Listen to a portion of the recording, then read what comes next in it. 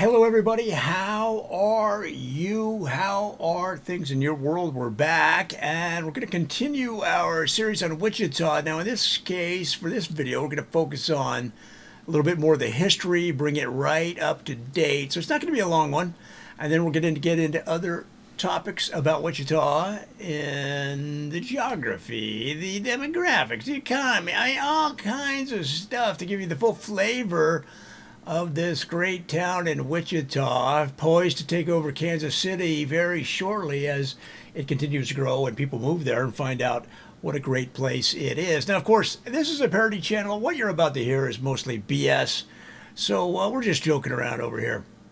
The last we left it, our great city of Wichita was doing boomsters, was booming. However, like all booms, they end, and by the end of the 19th century, they were moving into bust mode, which they were until 1914 to 1915. What did they discover? Did they discover licorice? No, they discovered oil and natural gas. Of course, a lot of natural gas is tied to the cattle industry. You get that many cows in one place, you can have some natural gas, you can tap into that. But also oil. They discovered motor oil. They discovered salad oil. They discovered that oil that helps you to keep your shavers and your blades, okay, of your trimmers, of your hair trimmers in their top condition. And of course, this is the Wild West. You know, these cowboys and all these frontier guys had to have their beards shaved on a regular basis. So of course, that beard oil was very important to keep those shavers and those blades in their tippy top condition. And you might say it might even have applied to the ladies at that time. Who knows? But this triggered another boom time. Da da da da da da da da. Refineries, fueling stations. They had to build channels next to the roads to flow the oil down between the buildings, the sidewalk, the oil flowing down, and the street. I mean, there's that much oil flowing through Wichita. They had oil flowing down these channels to the point where if your shaver needed some oil on it, you didn't have any, you didn't get to the store, you could go and dip your shaver right outside your door, right in the flowing oil going by, and that'll keep the blades nice and sharp, keep them ready to go for your next shave, guys. It was unbelievable.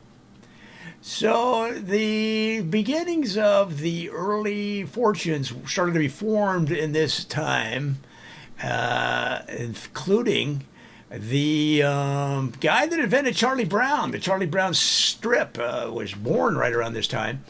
And, of course, that first Charlie Brown strip came out during these boom times in 1914, 1915, right there in Wichita. And then, in fact, his original name wasn't Charlie, it was Wichita Brown.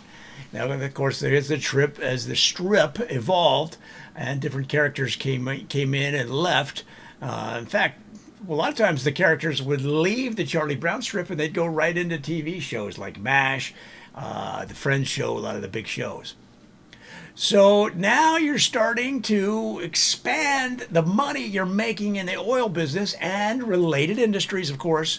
So they started to get into the newer industries. What was hot? What was hot in tech right then? Was it the booming of the computer industry? Was it the booming of the computer game industry? Was it the computer of virtual reality? And no, at that time it was aeroplanes. I mean, the Wright brothers had just done their thing over there on the coast, and it didn't take long for the word to get back to Wichita, because now, in the earlier part of the 20th century, you're not talking about Pony Express, guys. This is the modern era. This is the modern era. So some smart people in Wichita, of which there were many and still are, they're like, man, we got to get up in on this aeroplane business. So they started to develop a local boom in manufacturing of aeroplanes. Now, like who? Like who? Yeah, you want to know names. It's a celebrity culture, I get you. How about Cessna? All right, Cessna started in Wichita, you nuts, right there in 1917. Now, the first Cessna wasn't like you picture them today. You picture Puffy and you picture, J-Lo, all right, and her boyfriend of the moment, whatever that guy's name is. He played the baseball. Flying around. I know they're married. I know. We'll give it time. flying around in Cessnas, corporate jets, going from here to there, going from the Grammys to the New York City to record a music video. Well, guys, that's the Cessnas of today back there in 1917. The first Cessna in 1917 was built by Clyde Cessna. That was the dude's name. He took the red wagon that his kids would ride each other around the neighborhood when he attached some metal wings, and he asked the kids to push him off the cliff at the edge of town, down at the bottom of which is a bunch of cows that are grazing so that they can get some great milk and keep the town of Wichita strong. Strong bones, strong airplane industry. That was the motto at the time. Strong bones, strong airplane industry. Well, Clyde Cessna flew over the cows in that red wagon with the metal wings, and he flew like for 3.5 miles, and he ended up way over Delano, way over the other side of town. I mean, they were like, Clyde, is that Clyde Cessna up there in that wagon? Looking up at the sky, and Clyde's up there, hey, I just invented a new company. I mean, that's how fast things were happening, guys. They didn't sit around. They weren't waiting around for things to happen, handouts from the government. They were making things happen, guys. So now you have an oil boom. You have an airplane manufacturing boom. You got Clyde Cessna inventing airplanes with kids' toys. I mean, of course, it was creating a buzz. And to the point where the people in Kansas City are like, what the hell is going on in Wichita? We better get on the stick. And that's when Kansas City really started to boom. You think it was because of their own natural drive. To a certain extent it was. But really, they were worried that Wichita was coming up on the outside and might overtake them and eventually become the largest city in the state. They didn't want that to happen. But that's a side story that we'll get to in another video. So what's going on now? So there's a number of companies going on, all right? So you had Stearman Aircraft. Stearman Aircraft was another of the competitors of Cessna. Now Stearman, they built their first aircraft a little bit later because they were the first ones that built an airplane out of boats. Hence the name Stearman, because they had a line of boats called the Stearman. But they were river craft, right? The Arkansas River is where they plied their trade. And so cows would get on a Stearman or goods or whatever, and they'd run up and down the Arkansas River, or in different land vehicles along the Chisholm Trail. So that's why Stearman was poised to become a breakout company in the airline industry. So what they did was they took one of their river boats, strapped some wings on it. That's all they knew how to do at the time, guys. And if you've ever been to Wichita on that Arkansas River, the winds kick up.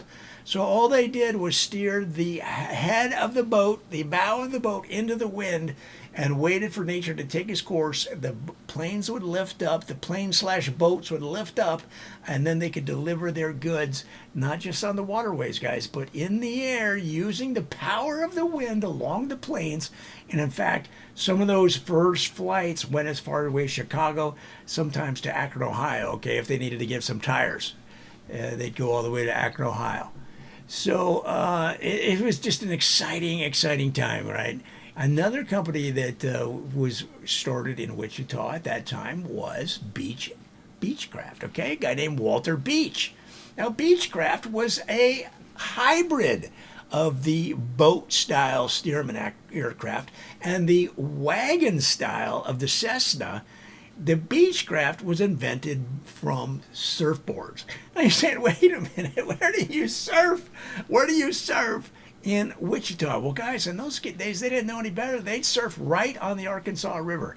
They'd get in the wake of a riverboat. You've got the gamblers up on the riverboat throwing money after money after money, good money after bad. They didn't care because they were all going to get that big payoff.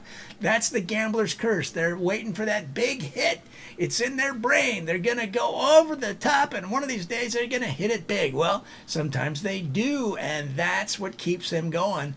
And of course, that's what fueled the riverboat gambling and the wakes of those boats on which Walter Beech modified the surfboards that he was riding on those wakes into one of the earlier aircraft. In this case, they called it a surfboard craft or a surf craft. But eventually, they just named the company Beechcraft, which is much simpler because that was the guy's name. And they learned to modify that into the Beechcraft airplanes that you see today as technology evolved and as the understanding of how airplanes actually worked. See, a lot of times they didn't even know how they flew. They just knew they did with certain conditions and with certain materials. And so ultimately the learning kept up with their practical real world experience. But now remember, they weren't going to college to learn how to be an engineer. Oh, and then maybe I'll invent this. And no, they were just trying stuff, guys. Throw it against the wall. And this is a lesson we can all learn. Just do it. Well, people are going to see me fail. Yeah. I don't want them to see me fail. My entire self-image is wrapped up in not failing. I want to be seen as a winner. Well, you know what big winners do? Big winners, they fail. And then they come back. They try again. Your fragile ego will survive. And how much do you really care about what these knuckleheads around you think? You don't. You don't. You only do because you don't want to not be perceived as a winner. You know what I mean? You just want that perception. You don't want their friendship. You don't want their business contact. You don't want to be around them because you perceive them as losers. That's no way to go through life, son.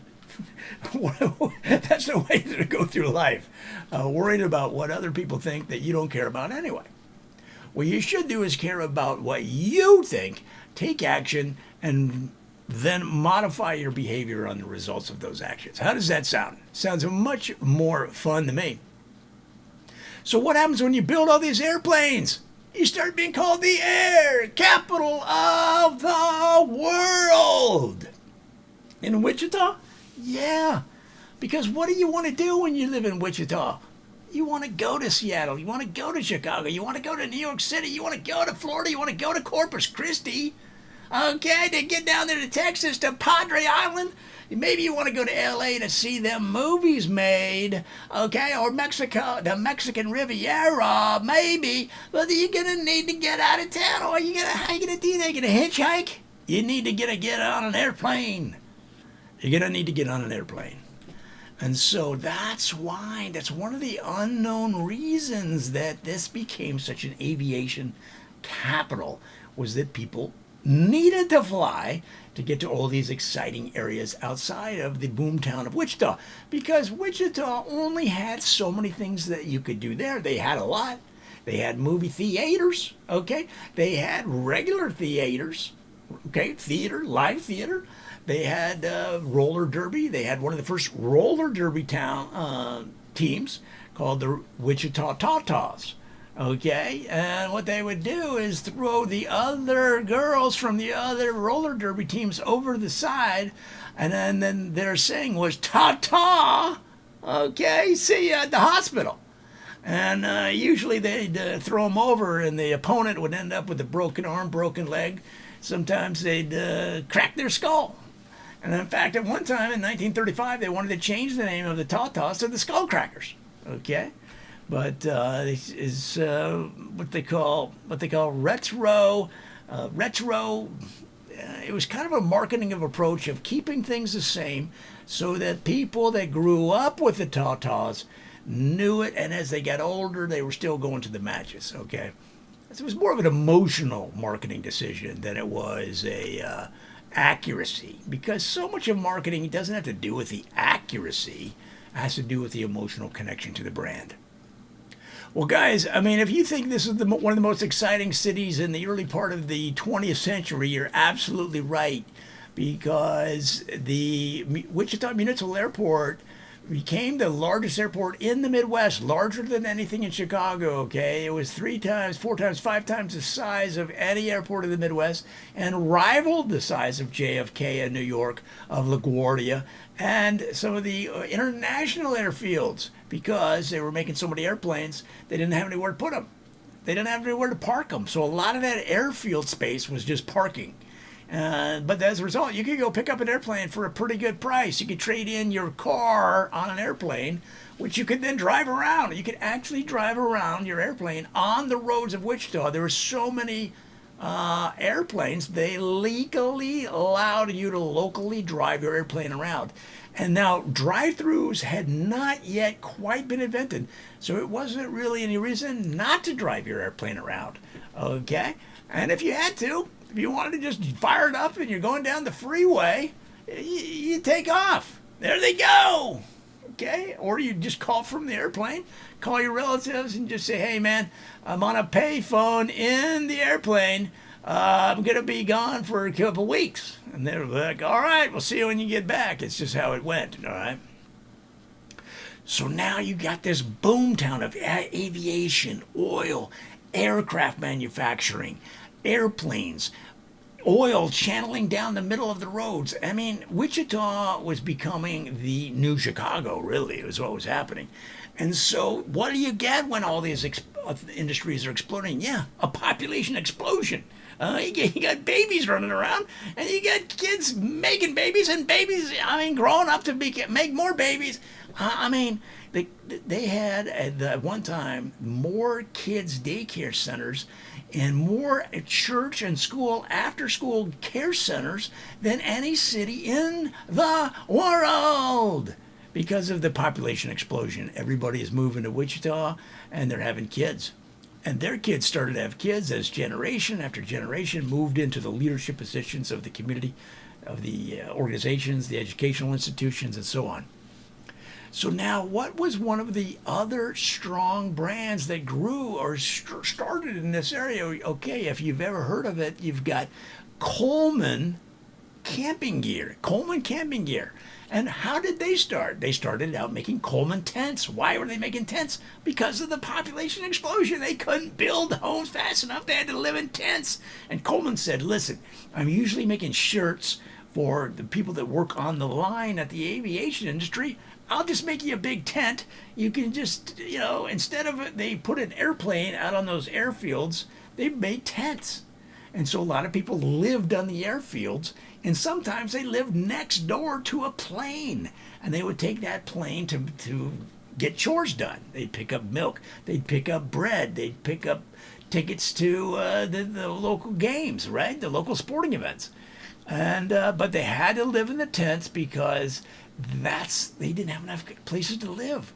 And so Coleman, again, the innovation and the commitment to hard work that made this city such a boomtown at that time. All right? And then now we're moving into the middle of the 20th century at this point. Healthcare is a major part of the makeup of the economy, as well as medical research.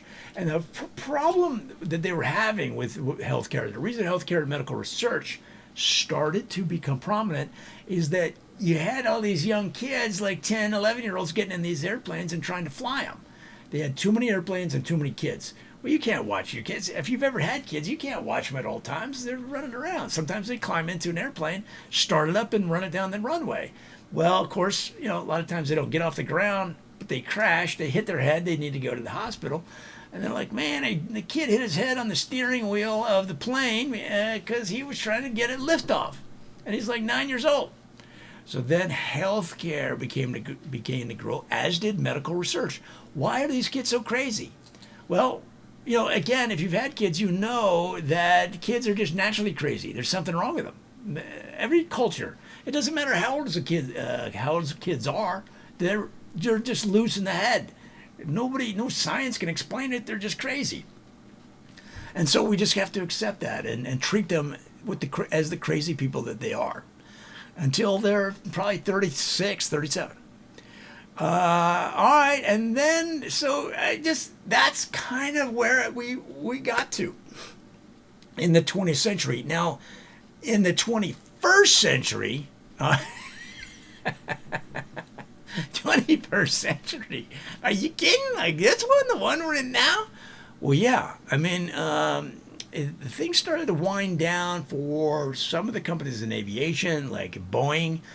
Skedaddled out of town in 2014, or at least ended its operations. but they still build some planes there. Airbus maintains facilities in the area as well. So there has been some growing pains and some movement up and down in different industries as time evolved. And you're talking about more than 100 years. We started this video in the 20th century. And we're just giving you the quick rundown of a snapshot of what's going on now. And that's sort of a leveling, especially with the coronavirus. Nobody's sure what is going to happen next, as they're all wondering all over the world.